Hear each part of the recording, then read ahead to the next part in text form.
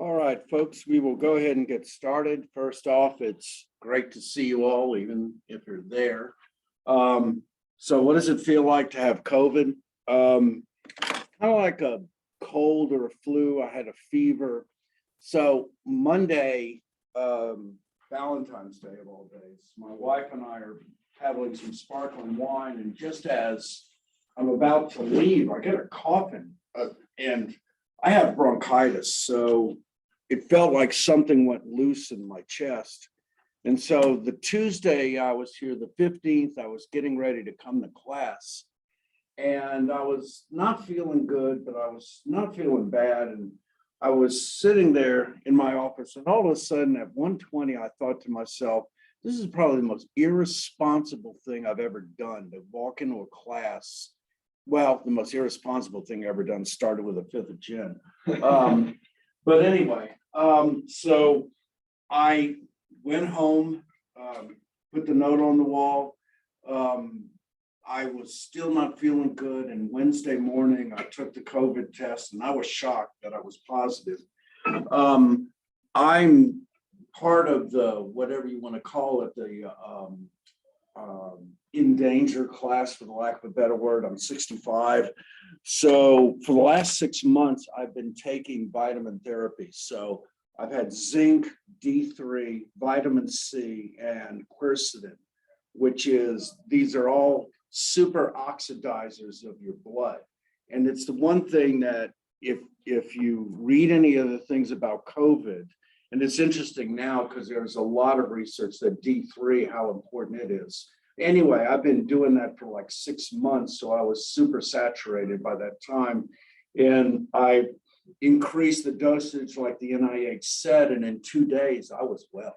I mean, let's just say I no longer had the fever. I still have congestion, but I've had congestion since I was 5 years old, like I said. So I've been better. I'm fine. They tell you don't keep testing, or because it's pointless, because you're going to test positive sometimes up to 7 months. So quit testing. So anyway, I'm over it. I haven't had a fever in a week and a half since last Wednesday. So everything's great, and we're ready to move on. A couple of things about the test. I will have the test graded by tomorrow afternoon. For the bonus question, the bonus question is not perfectly answered. So like if you put one word in or both words in, there's a chance that you might have gotten it wrong when actually you got it right. All right. So I will personally grade the bonus questions. And if you're anywhere near the ballpark on it, you'll get the 2 points. Okay. So it's 102 points, I believe, on the test, maybe 100, I can't remember, but it's on a 100-point grade scale. All right. So there's no 100. So if you get 102, it's on a 100-point grade scale. The system may not even allow you to show 102 points. I'm not even sure, but it's a 100-point scale. So don't worry about that way. Okay. So let us move along.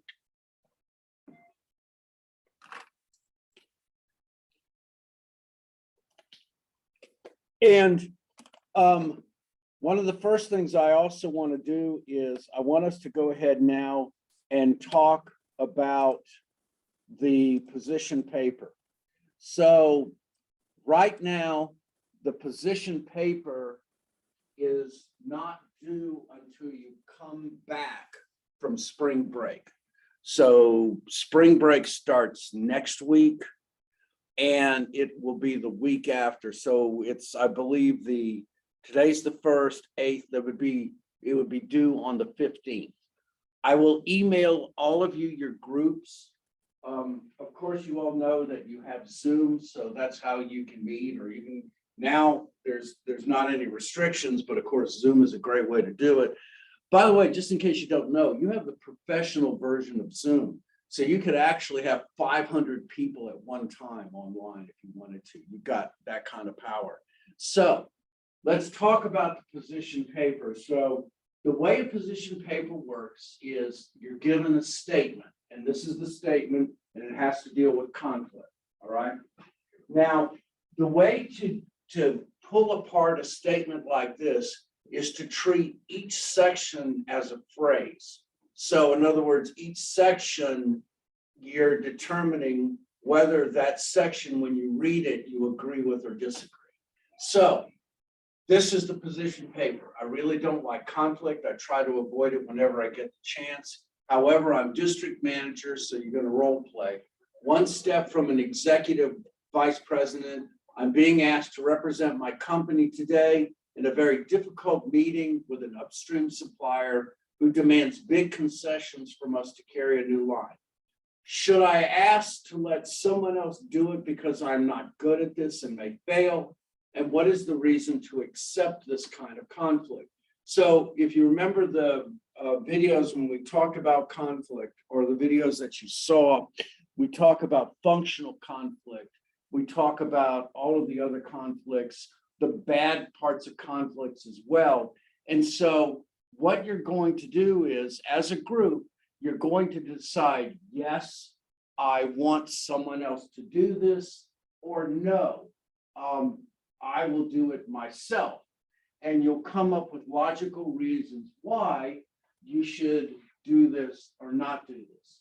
So the particular points are time Roman font, 12-point double space. And the other point of it is 600 words, no more. Those 600 words do not include the names of your group. It does not include the bibliography. It only includes the body of the letter. So how much is 600 words? Excuse me. 600 words is 2 pages double spaced. And so if you get 2 pages double spaced, you know you pretty much got those 600 words. When I was doing the MBA, when I was getting my MBA, we had position papers and you could only use 300 words. Now, why am I limiting words? Because it's important for you to be able to develop a good vocabulary, which allows you to get to the point without having to prevaricate. So most good, intelligent business writing is writing that doesn't have, on the other hand, or however, or any of those other, what you would call on add-on parts to a sentence. It gets directly to the point. Let me also say about a position paper is there's no hemming and hawing. There's no sawing around. You either say absolutely yes or absolutely no, and there's nothing in between. All right. And that's another thing that's important about business writing. So I'll talk about this also on Thursday as well. Remember this, there's no prevarication on it. When you're coming up with an answer, you're going to give the answer first. So in other words, you will say the first 1 or 2 sentences out of the gate is, I agree that I should do this myself. That's the first statement. And then the rest, the remaining, however many words you've got left, is the justification for your decision. All right. So that's how you do it. As a division manager, I believe this is too important to allow myself to be a reason why we fail. Therefore, we're doing this. And then what you could do is to draw your analogies or to draw your justification. You can use the book. You can use journal sources. You can go into library.appstate.edu. Research and sources mean more points. All right. If you give me, I don't want to put a limit in the number of sources, but if you source your work and your justification is from a source, you get more points. At the end, I'd like you to attach a bibliography. So let me give you a reason why you're here watching or here in the classroom. This is how you do bibliographies in Word documents, okay? So let me show you something here. So if you look up here where it says review, click on that, And hold on one second. Oh, references, excuse me. So you see the section called reference, all right? I'm going to show you something that you wish you'd have probably learned from the very beginning. References, click on manage sources, and this pops up. So I want a new journal article to put in. So it says author, let's click edit, and let's put their last name in and their first name, and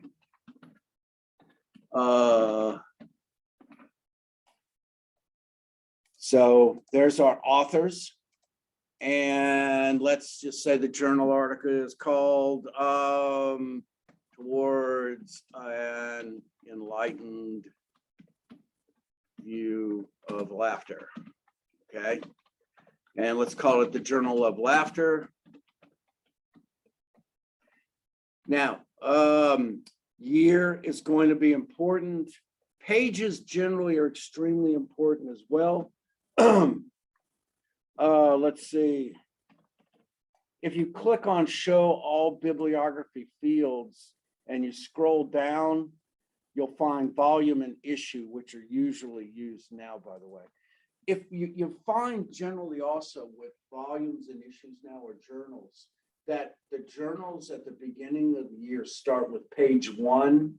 And if they're like semi-annually or like 4 journals a year, they actually start counting pages. So the page 1 starts in January and page 599 is in November. So they actually sequentially keep the papers numbered.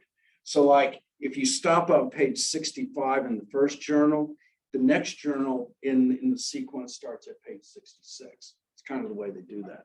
So here we go. We've entered this.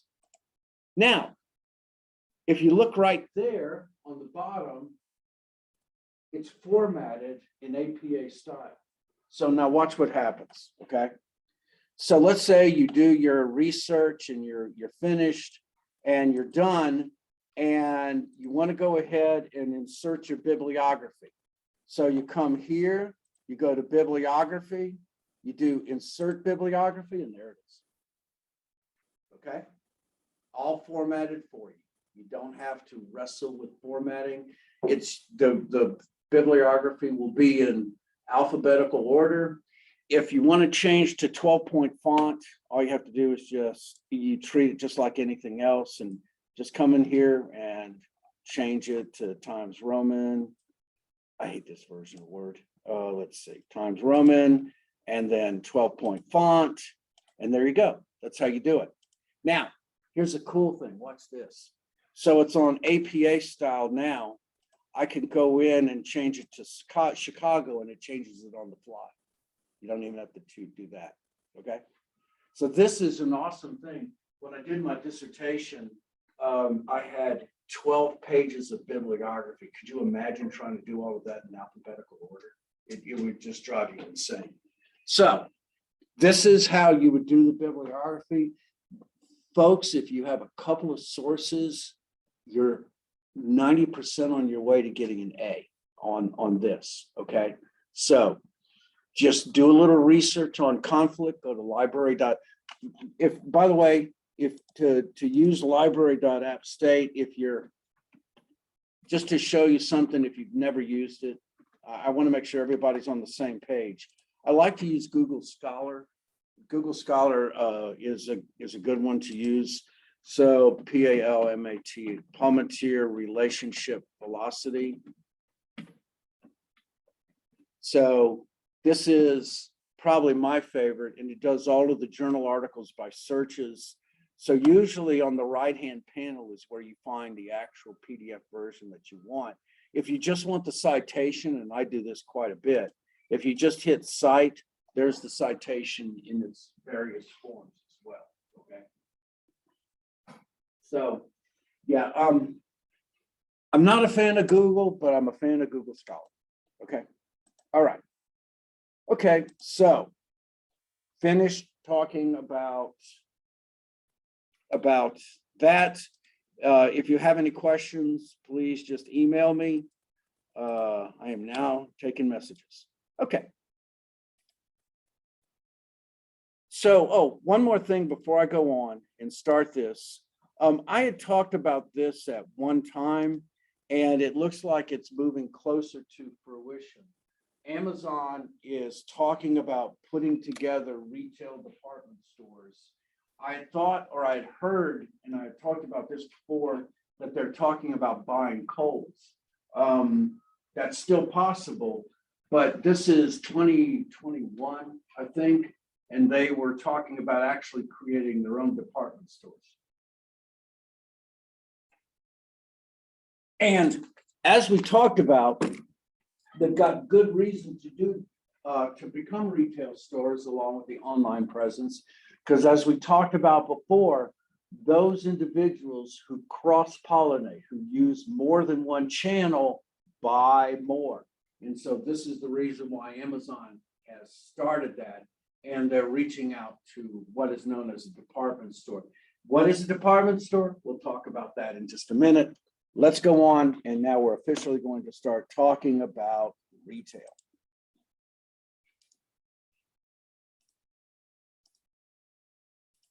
So many of you are probably trying to understand what is a sale when it's a wholesale and what is a sale when it's retail. What determines what is a retail sale? So first off, let's get to the official definition of retailing. Merriam-Webster defines retailing as the activities involved in the selling of goods to the ultimate consumers for personal and household consumption.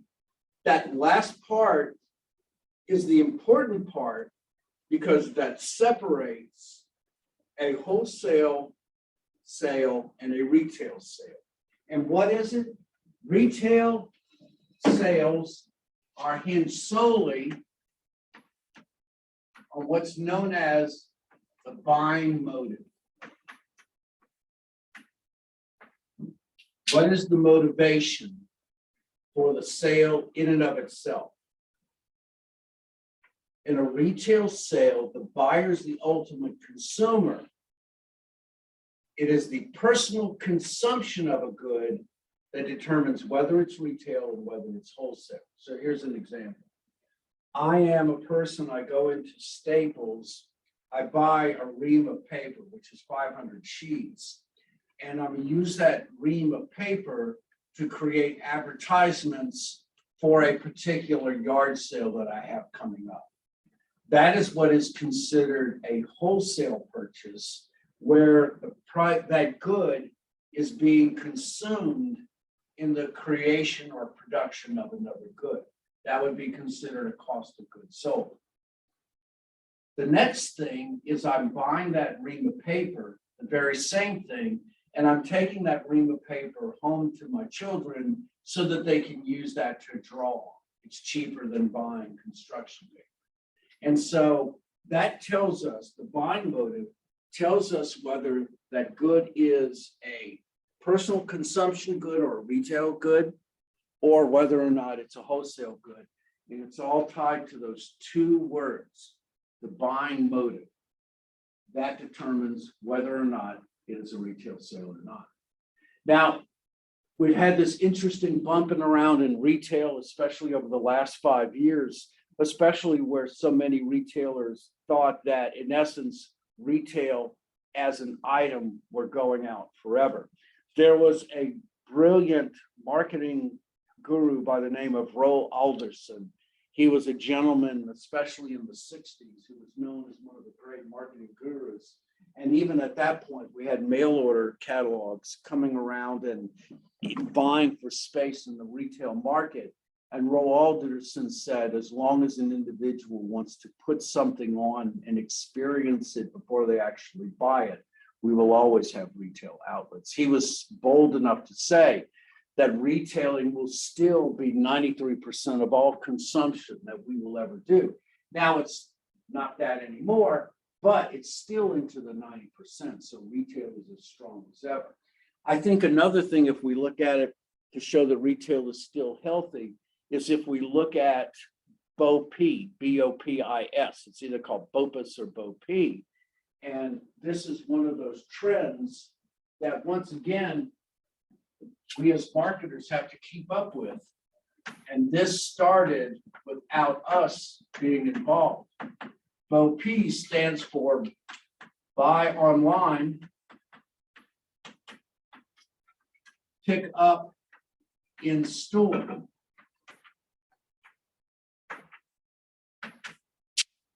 And this is one of those interesting trends. Jack Shess says that marketing is context driven. So as context changes, we need to change with it.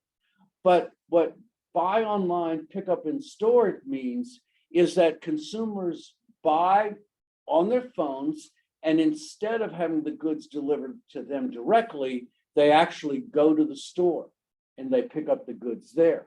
Now, buy online, pick up in store is a detriment and a plus, because when you buy online, pick up in store, it means that one individual in the store has to go out, pull those goods from the shelves and put it some way away special for you.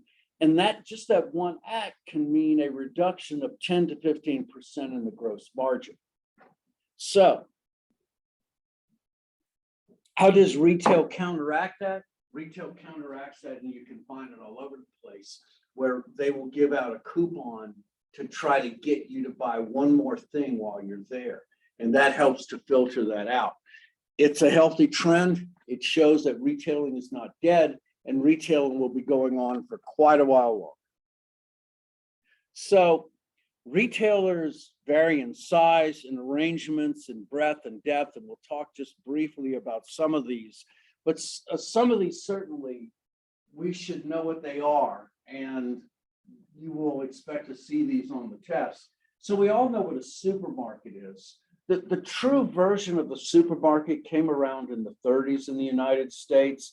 Uniquely, it started with Piggly Wiggly, which is the first franchise brand of a supermarket in its current form. And so a supermarket traditionally specializes in food, but also they have non-food items as well. The amazing thing about supermarkets is the margins that a supermarket survives on is razor thin. The average supermarket makes 2% in terms of overall profit. And so think about that. In $1 million worth of sales, their profit is around $20,000. It's how do you survive on that? Well, the way that you do it is that you have such a broad assortment. The average supermarket has anywhere from 52,000 to 150,000 unique separate items. The other things, the real money makers in most supermarkets, and if you look, is usually in the delis, and it's usually in the meat departments. Most supermarkets cut their own meat, and that's vitally important because the margins when you cut your own meat is around 40%. And that's also why you see that if you're part of a food club or anything like that, and like a Lowe's, you'll find that the most substantial discounts are on meat, because those are the things that they have the largest margins on. Along with that, you also see most supermarkets having private label merchandise, and those items have margins of a third or more as well. Sam's Choice is a classic example. If you look at a Sam's Choice, it's very possible that the can of peas might say canned at Del Monte. It's basically the same places. Or they actually have canneries that do nothing but solely can for other individuals, and that's an example. So supermarkets are one of those that we all know about.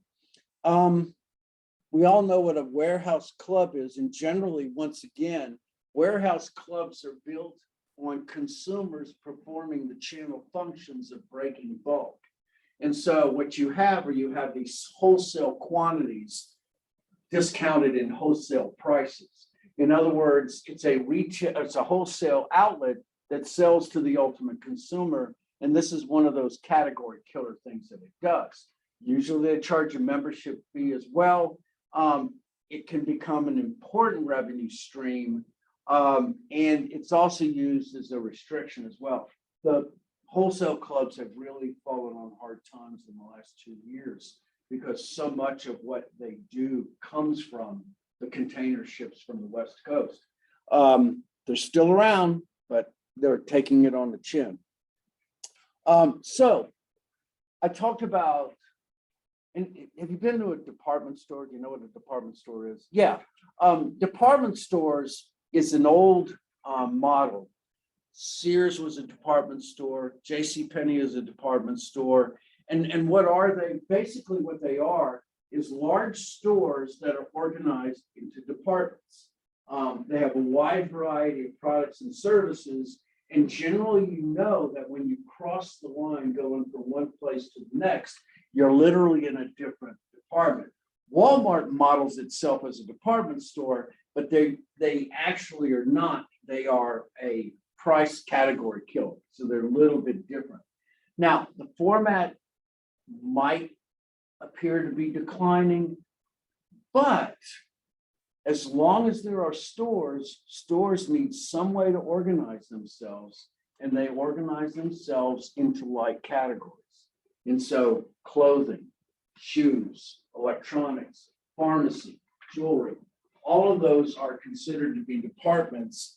And even though you do see them shutting down, or many of them, they're still out there. I think JCPenney may be the last of the true department stores left. Sears is still around, but I think they have 50 outlets left in the United States.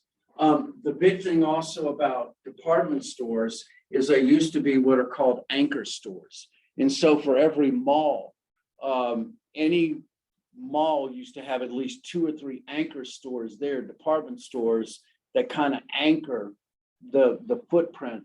If you go to Boone Mall, of course, they have Belk's, and Belk's is one of the last department stores around as well. And of course, discount stores, which Walmart's are, and Target to a less extent, because Target kind of bakes itself into a different clientele, something slightly above board as well.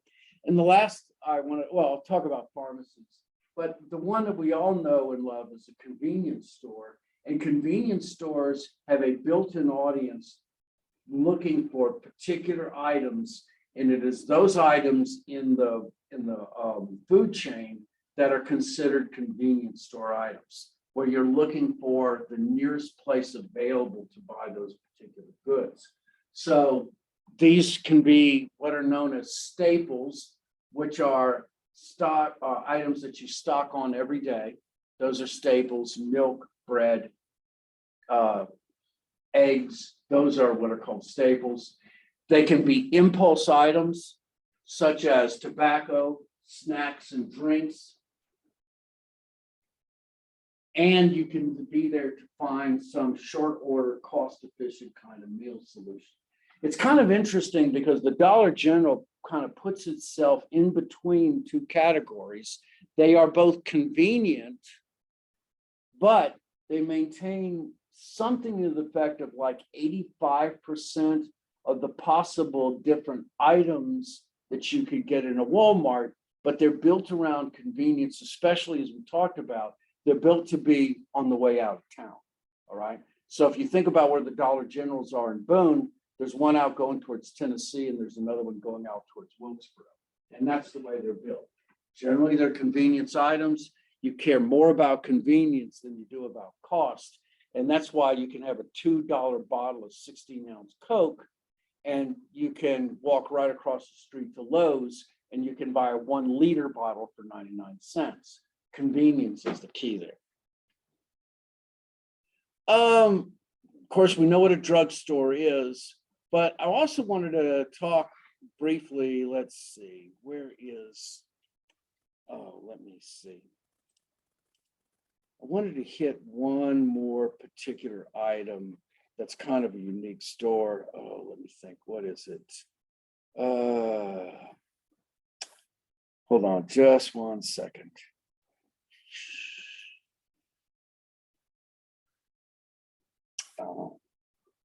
I must have slipped. Okay, that's all right. Oh, this is it.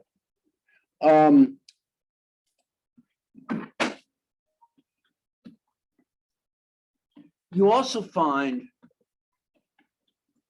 kind of unique different places in the retail world for all sorts of different things. So Poshmark is one of those unique ones, which is basically a consignment store for anyone who has to sell items that are no longer in fashion or they no longer care about. My wife loves Poshmark, all right, both to buy and to sell. And it's just one of those things that she just loves and gets into quite a bit. And it's useful for her because especially my wife is a firm believer in sustainability. And she's one of those people who doesn't believe that you should simply throw things away, that you should be able to recycle it to be used by someone else. And what can I say other than I agree with her? One other thing while I'm at it, let's see. This is kind of a unique store, is a Hot Topic. So Hot Topic is a very unique store because Hot Topic hopes to or does something that very few retailers actually do, and that's make money off of fads. So a fad is a interest or something that's interesting that flares up and becomes extremely hot and then goes away in the space of 5 or 6 weeks or so. What makes Hot Topic so interesting is that usually from conceptualization to the actual creation of a physical good usually takes about 3 to 4 months. Hot Topic can do it in 2 weeks or less. And that's how they make their money. And they do a brilliant job of it. Generally, they are for individuals in your age group, less than 30 years old, and they're successful and continue to be so. And they shift the model a little bit. Now they're into these collectibles, and they're doing quite well. Okay, so those are just a scattering of the type of retail outlets that are out there. So, excuse me. I just wanted to briefly state that the Omnichannel continues to be this blurring of the images of retailing. And of course, there are essential differences between physical retailing and the Omnichannel, but the consumer preferences have shifted to the Omnichannel. And so you start to see some really interesting things going on where organizations that aren't necessarily retail outlets are trying to find their way to the Omnichannel. Aldi is one of those. It's interesting that Aldi, they put this up here. My wife, she went to, IKEA, which of course she's Swedish, and she spent the whole weekend there, well, not the weekend, but she went there, and of course she always comes back with a lot of things. But it's interesting that those particular stores don't really have an online presence. And so what it says is that depending on your particular brand and the things that you sell, you don't necessarily live and die on the Omnichannel. But you want to try, because here's that last sentence again, Omnichannel sales are usually higher than online only, all right? Once again, this is why Amazon is planting their flag into the department stores. Okay, so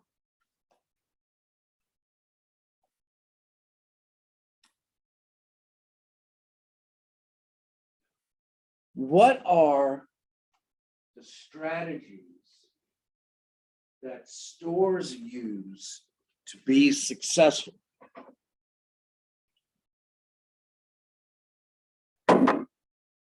Well, let's kind of break this down and look at retail in its most basic. So how do you make money? All right. There are only two ways to make money. You either sell more or you find some way to reduce your costs. So you increase sales and you reduce cost. And so what any positioning strategy is about has to look at both sides of the ledger. And so if we're looking at a way to maximize or optimize our costs, not lower costs, optimize our costs, that's what's known as a cost side strategy. If we're looking for a way to increase sales, whether through advertising or carrying unique product lines, those are demand side strategies. And so the first thing we're going to look at is we're going to look at the cost side first. So what are some of the most basic cost side strategies? Let us first look at a Macy's or any other Gap, any other high-end department store would be an example. These are high-service retailing systems. They have high overhead. They usually have tailors that work for them. They have people who are experts when it comes to knowing what looks good on people. This is what's known as a high-service retailing system. In a high-service retailing system, margins are higher, turnover is lower. And so, let us review what turnover is again. So, we start out in January and we end in December. And we have $1,000 in inventory at the beginning of the year.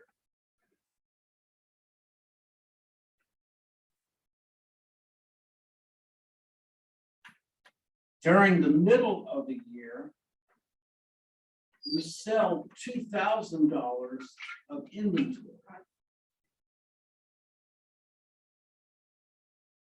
Turnover is the total number of times that all of the inventory is sold. And so if I start out with 1,000 and I end with 1,000 and in the middle I sell 2,000, my turnover ratio is 2. In other words, I have sold the entire inventory twice.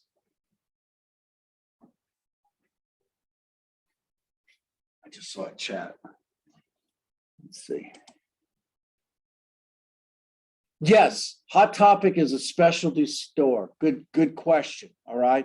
Hot Topic is unique, even though it focuses on a unique, broad number of different items. But Hot Topic has one particular specialty in that there's a commonality where all of the things they sell are fads. That's a good point. The specialty items focus on a category or topic, no pun intended, and that's what Hot Topic is, okay? So, in a low margin, high turnover model, what you're seeking to do is having a very high operational efficiency so that you can pass on savings. And so what this means is, instead of starting with $1,000 in inventory at the beginning of the year, you start with only $500 in inventory and you end with 500. I've sold the same amount in the year, but my turnover ratio has gone from 2 to 4. The higher the turnover ratio, the more efficient you are. What if I only have $100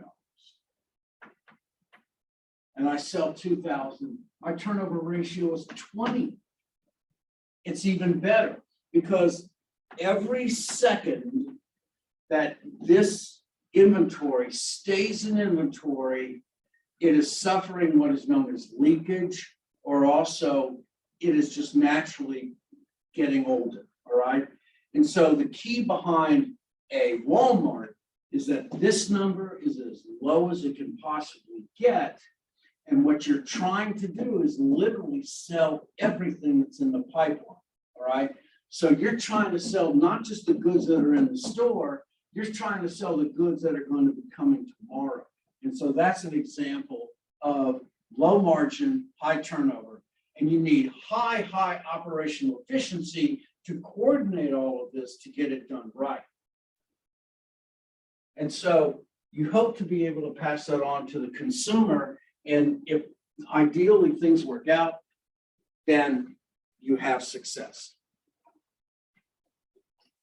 And so all of the cost side position strategies work many times in which to do this, all right, which you see before you.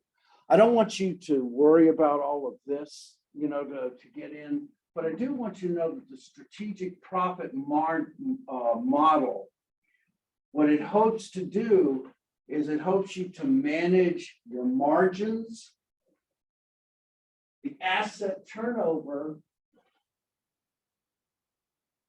and I'm not going to worry about financial leverage, okay? Just remember margins and asset turnover, okay? Those two things are critical.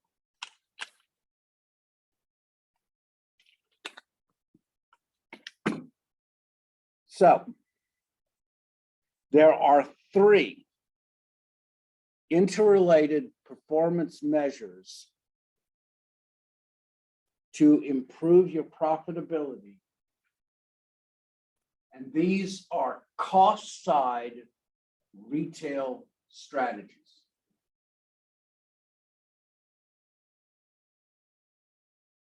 They are GMROI, gross margin return on inventory investment, GMROL, gross margin for full-time equivalent employee, and GMROS, gross margin per square foot.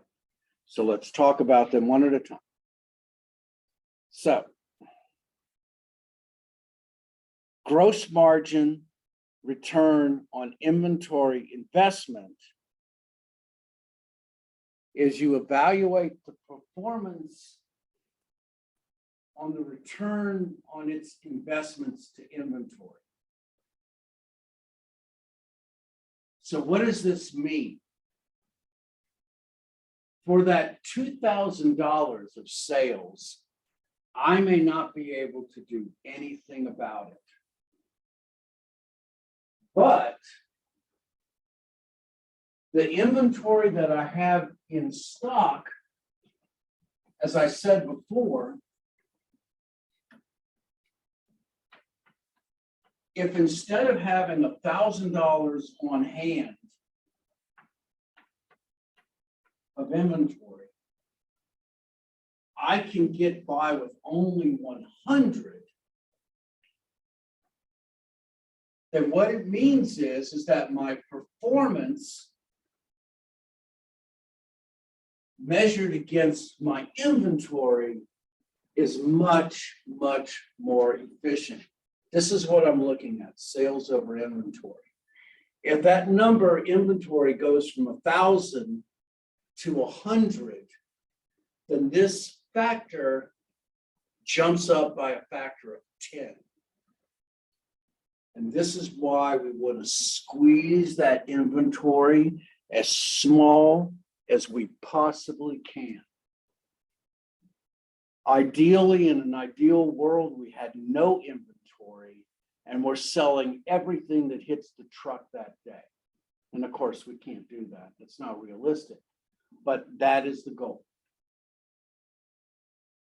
You reduce this gross margin by reducing the inventory levels while maintaining the sales. Sales cannot slip. And the way that you do that is you rely on what's called just-in-time shipments, electronic data interchange, and things like that. And so I've talked about just-in-time as well. Just-in-time is quite simply this. is I expect to have 50 people coming in and buying televisions that day. And I have no televisions in stock, but I have 50 televisions coming in. And so what happens is someone comes in and wants to buy a television, just as my stock purchase person reaches for that television, a truck has just rolled in, and the person on the truck takes that television and hands it to the stock person. That's what just in time means. It gets there just in time for the sale. And so this is the way that you increase your gross margin return on inventory, is you reduce the inventory while maintaining your sales, if you can. All right. Now, gross margin only accounts for the cost of goods sold. So that's just one part of the strategies that you would use. That's GMROI. GMROI is gross margin for full-time equivalent employees. So what does that mean? Okay. Remember, this is what I've said, is that the goal of a retailer is to optimize, not maximize. And so what does that mean? Well, we know this, that it's what's called a derivative equation. As the square foot rises, some costs are not going to increase. All right. So what that means is, if I have a standard Walmart store, if you think about it, excuse me, the rent, advertising, utilities, those prices, those are fixed costs that won't increase. And actually, as a percentage of the sales, the more sales I have, they actually decline as a percentage. Now, let's say it's a Christmas, and I am guaranteed that if I have enough people to cover the floor, every additional person that I put on the floor is going to mean that I'm going to have more sales. It's as simple as that. Now, eventually, I'm going to have too many salespeople who get in each other's way, but profitability will jump. It might not jump as high, but as I add people on, I'm still getting gradually more sales. And the fact is that those individuals, other than their salaries, are not going to contribute any more to my expenses, because the cost of the wall bar will remain the same. The cost of the using power will remain the same. And so what this means is that as I add on just one more person, I still get a jump in profitability, not as much, but it's enough for me to continually adding on until I reach what is considered to be the optimum. All right. Because remember, our goal is to optimize, not maximize. Okay. So that's GMROI, GMROI, and then the last, gross margin per square foot, which is GMROS. What GMROS says is, once again, I have a fixed amount of room on the floor, and that I need to maximize every square centimeter on the floor to maximum benefit. It means also that the suppliers, the people who supply with me goods, we need to find efficient ways for their margins to work as well. And so the upstream partners are doing their very best or fastest to send the goods to replenish inventory. And what you're trying to do on every retail floor is to sell as much as you can in every square foot you can. And so what you try to do is you try to reduce marginal costs. You invest in a super powerful inventory management system. You become as efficient as you possibly can on each individual square foot that you can find in your given store. You might even shift your expenses upstream to your channel partners and have them bear the cost of those goods until they actually sell them. And so the classic example with Walmart is Walmart, with many of their products, is a consignment store. Walmart doesn't actually pay for the goods until Walmart sells the goods. So what it means is that, let's just use Coke for an example.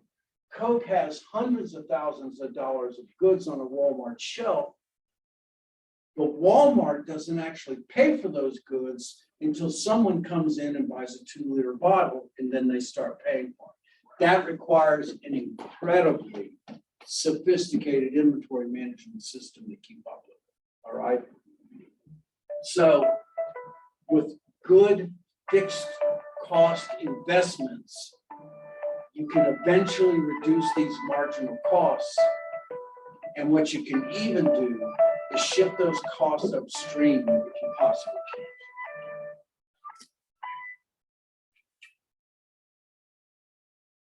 All right. We are finished with the cost side strategies. And on Thursday, we'll talk about the demand side positioning strategies in retail. So we're done for the day. See y'all later. Bye.